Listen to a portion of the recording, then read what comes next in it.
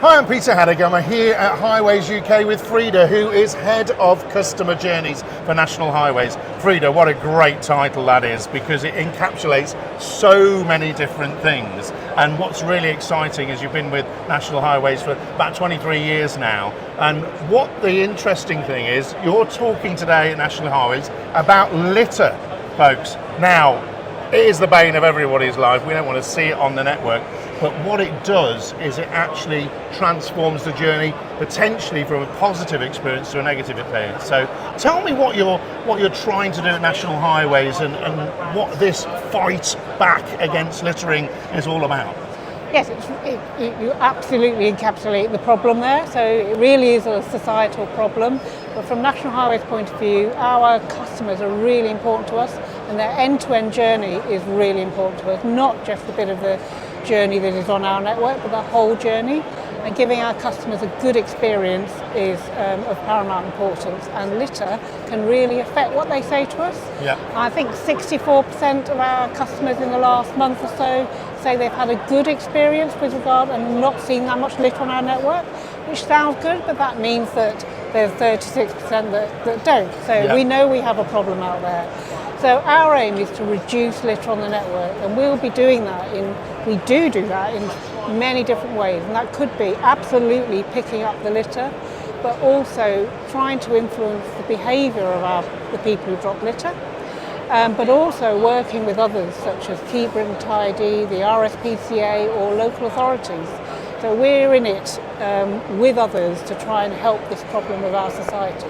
And I think what's really important about it is litter does a number of different things. One, it pollutes the environment. You've talked about the RSPCA and things like that, so animal welfare, but also, it creates areas where if there's a lot of food waste, for example, you get rat infestations, and the whole network, it creates, when you see litter and when you see fly tipping in areas and things like that, it makes people think that it's okay to litter, and it just isn't it? So that change in behaviour is really important. It's really important because we can pick it up all the time, but the truth is sometimes we pick stuff up, let's say at a motorway slip road, because littering tends to happen where the traffic is slow.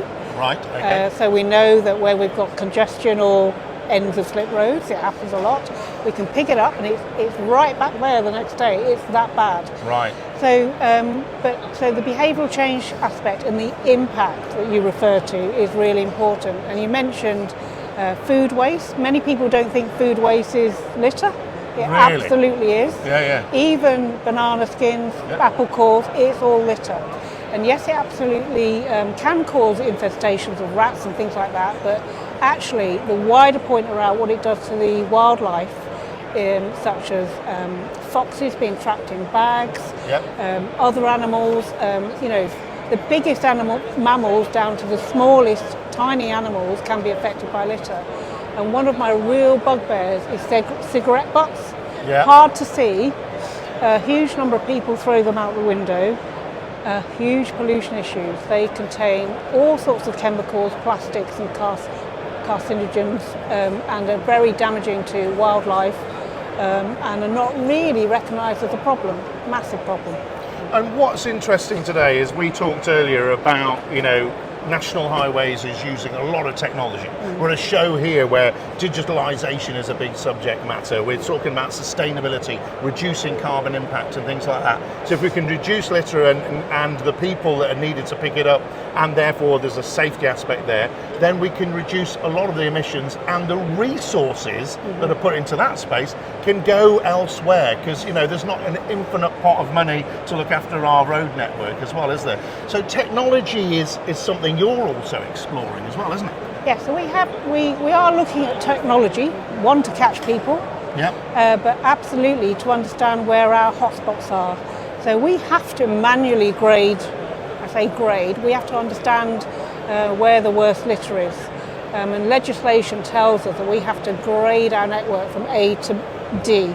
Right. So our inspectors know this, and they go out regularly, sometimes once a day, sometimes once a week, depends on the road, and they identify where there's a problem. So when they do that, they then record that, and then we prioritise when the pickers can go out and pick. And it takes an enormous amount of resource, not just to do the inspections, but also then to go out and pick it up.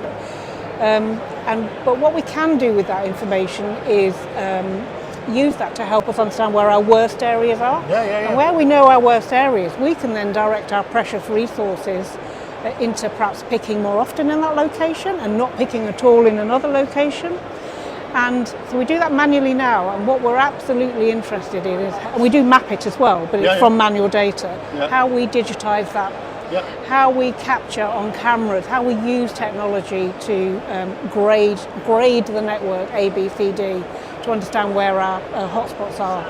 And then we can overlay that in a much more efficient way to, well, effectively manage our resources. Yeah, and I think when you understand that, and when you see the hotspots, and when you see the litter, and when you visually see that, that's an impact to people. But also when you're mapping, and so I've been talking about mobile mapping here at the show, but when you're mapping things, you can actually go, well, you know, this is an area we can concentrate on, yes, picking, but you've talked there about how you can proactively capture those people and change those behaviours for littering in the first place. And so those hotspots become a cold spot over time, don't they? Yeah, so exactly that, and our hotspots change because we then go and do something different and try and change the behaviour.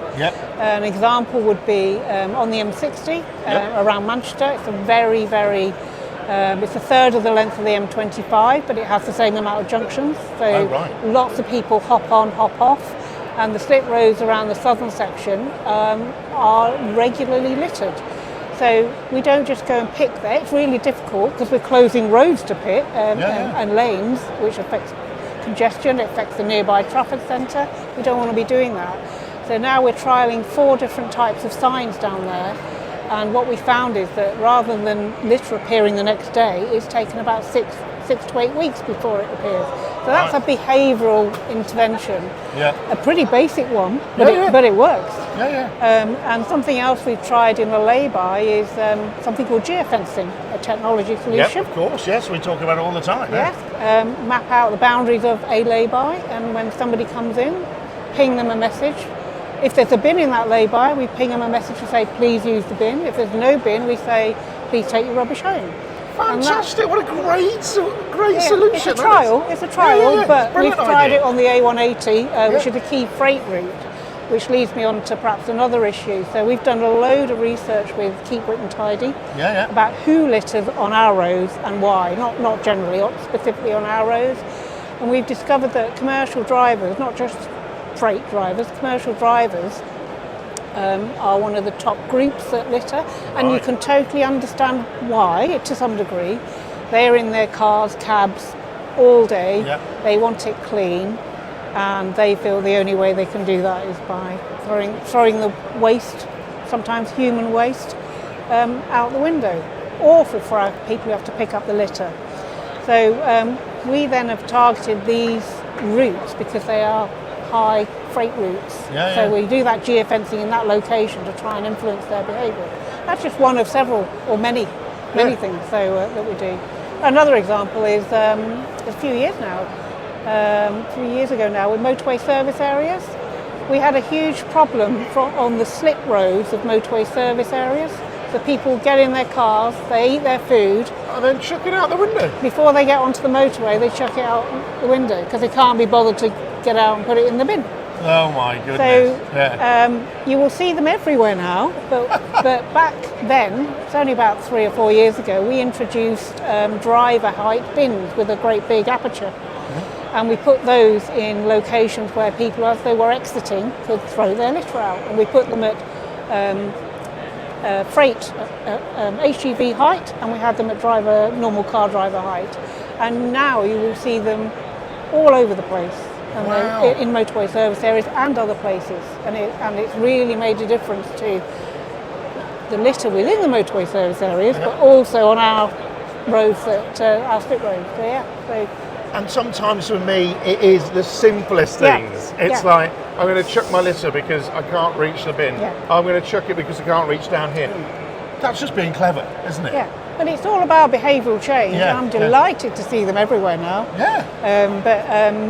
And there is posters of work. We know that people usually litter where they're not being watched. Of course. Yeah. Yep. So just little reminders.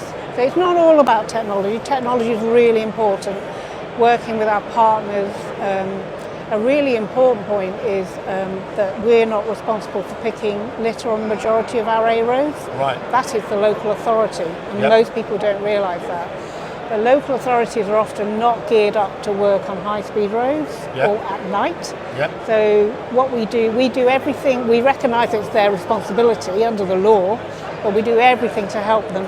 Sometimes funding new bins in laybys, absolutely sharing roadworks, so they come in and they can pick litter.